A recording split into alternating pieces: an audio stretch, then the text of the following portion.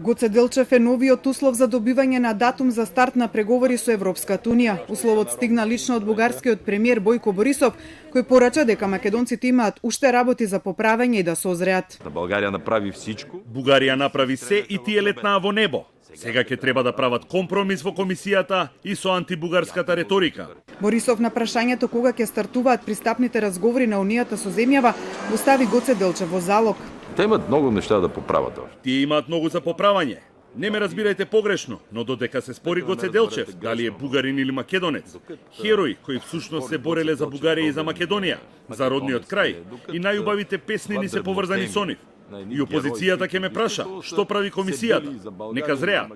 Премиерот Заев денеска преку Фејсбук му одговори на Борисов, велики дека двете земји потпишале договор за пријателство и соработка, а не за проблеми и јавни препукувања. Се договоривме дека заедничките моменти од минатото треба да не спојуваат, а не да не раздвојуваат. Искуствата од историските комисии ширум светот и Европа покажуваат дека соработката бара време, труд, трпение, почит кон другиот и голема взаемна посветеност. Но пред се, потребна е заедничка идеја да одиме напред.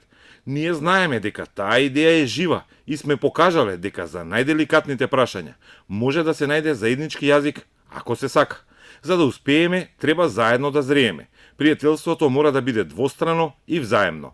За дипломатот Љупчо Арсовски изјавата на Борисов е непримерна за еден премиер, како и користењето на членството кое Бугарија го има во Унијата. Тој употреби и за македонскиот народ и за сите тие што мислат поинаку дека се незрели, дека ние треба да зрееме.